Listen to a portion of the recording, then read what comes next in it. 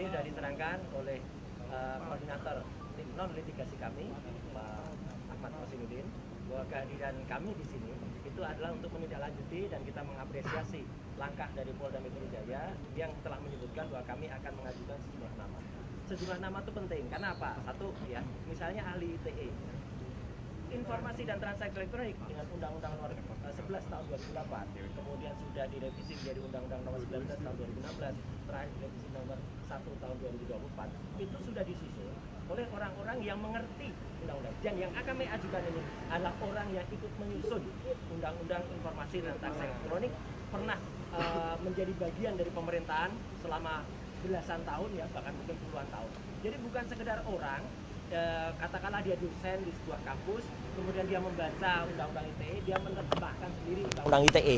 Jadi kalau hanya itu, banyak orang yang bisa membaca dan menafsirkan, dan kemudian jadi salah.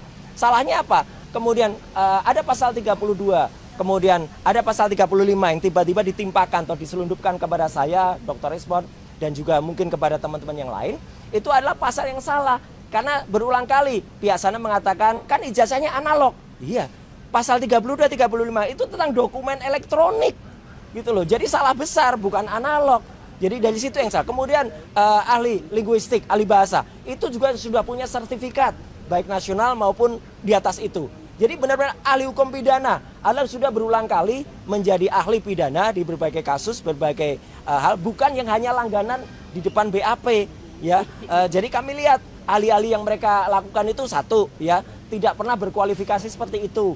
Hanya bisa membaca undang-undang, bukan pembuat undang-undang. Jadi nggak bisa dong menafsirkan undang-undang. Saya kebetulan yang membuat juga, tapi karena saya dalam hal ini yang diajukan statusnya menjadi tersangka, maka saya nggak bisa. Tapi yang di atas saya inilah orang yang bersama-sama saya dulu, ya, yang dulu ikut dan dia di sisi pemerintah, saya di sisi individu. Jadi saya kira itu ya, clear anunya apa agenda kita hari ini. Sekaligus juga kita mengajukan gelar perkara khusus untuk supaya apa? Kasus ini supaya terang benderang diketahui oleh masyarakat dan lainnya. Dan sekali lagi saya ingin menyampaikan terima kasih kami kepada semua pihak yang sudah ikut membantu membersamai ibu-ibu, mak-mak, teman-teman tokoh-tokoh aliansi independen, ya, dan juga lawyer terutama yang di bawah koordinasi Pak Petrus Celestinus dan juga Pak Ahmad Kosinudin. Saya kira itu ya, mungkin akan disambung oleh Bang Rismond. Silakan. Oh, satu lagi dikit. Semalam ada satu acara, saya nggak nyebut TV-nya ya, yang ada seseorang yang tanpa kualifikasi yang jelas, ya, menjelaskan tentang VGGNet, menjelaskan tentang ArcFace, menjelaskan tentang FaceNet. Waduh, itu seperti anak kecil yang barusan dapat kuliah sehari, kemudian dia nerangin. Dia nggak bisa nerangin kayak itu kualifikasinya apa gitu loh. Dan pada acara lain sebelumnya, acara yang dipandu oleh Bang Karni, udah saya bantah itu semuanya. Hanya sayang semalam itu saya kebetulan ada di, bukan, ada kebetulan di TV lain, gitu loh. Jadi jam yang sama, waktu yang sama, jam waktu yang sama. Harusnya saya juga ada di situ, karena itu geser harinya bukan pada hari biasanya. Maka komitmen saya pada TV yang lain tersebut saya lakukan. Jadi jelas ya, kalau ada orang yang menerangkan tidak dengan kepandaiannya, tidak dengan keahliannya, lah itu sama aja omong. Dan satu lagi yang pasti, apapun ijazah yang tampilkan tetap tidak ada lintasan stempelnya. Semalam dia ditanya, lintasan stempelnya mana? Bingung lagi, ngomong kanan ngomong kiri. Silakan, Dr. Rismond. Ya. Tentang apa ini, Bang? Ya, hari ini. Hari ini kami diwajibkan, ya, wajib lapor tiap hari Kamis. Terima kasih Pak Penyidik, ya. Artinya kami juga kayaknya jadi tahanan kota nggak? Enggak. Oh, enggak, ya, enggak, belum. Jadi kami sedang mengajukan ahli-ahli, ya, yang pakar di bidang undang-undang ITE dan praktisi ITE, untuk membuktikan bahwa apa yang kami lakukan murni dalam koridor apa yang disebut dengan ilmu digital image processing, ya, digital image processing, di mana kami dituduh untuk mengedit dan merekayasa, ya, bagian dari citra dari ijazah Joko Widodo, ya, padahal hal itu sangat umum dilakukan dalam ilmu digital image processing.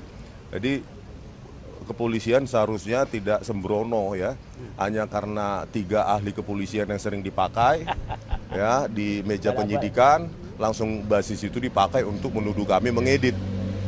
Ya, sampai saat ini, detik ini pun kepolisian tidak bisa menunjukkan mana yang kami edit.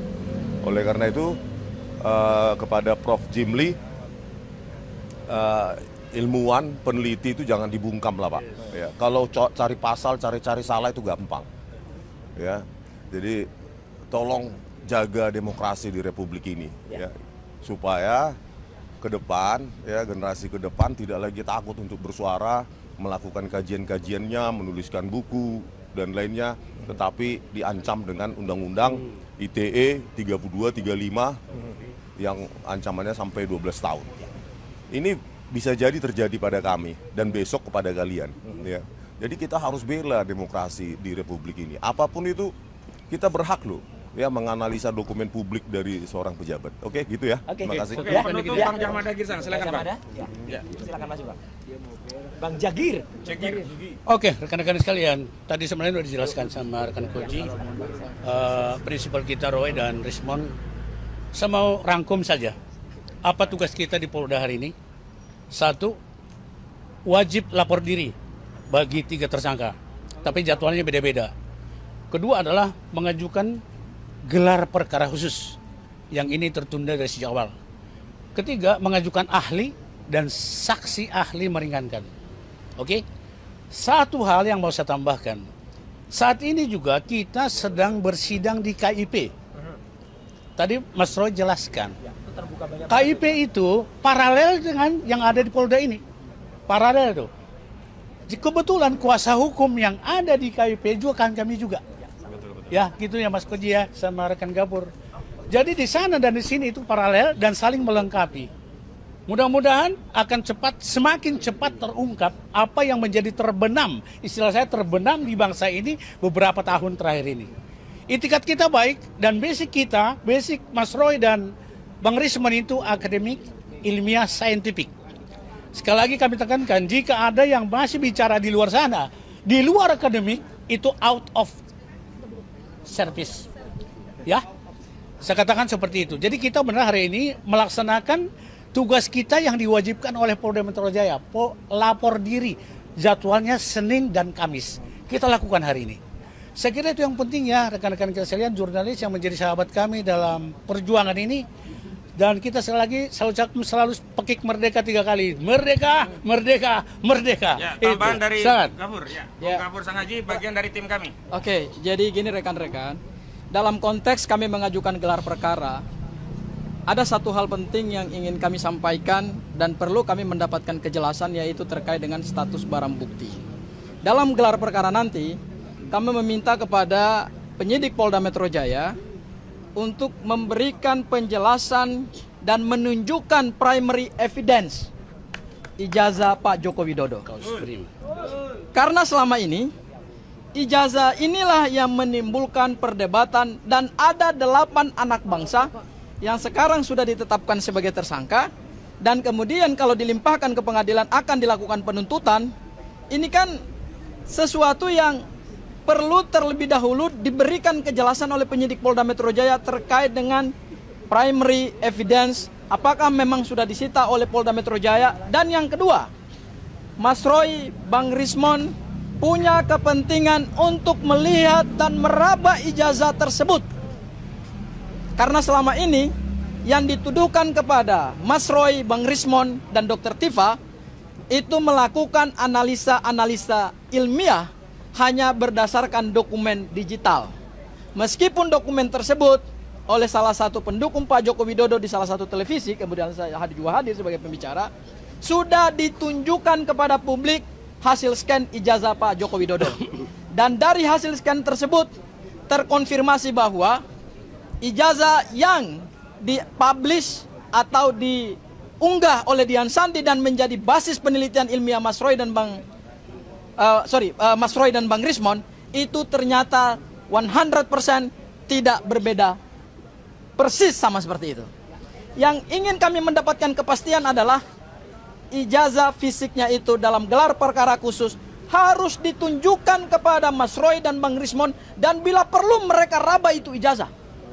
Seperti apa itu bahannya? Kemudian seperti apa itu pengaman kertasnya?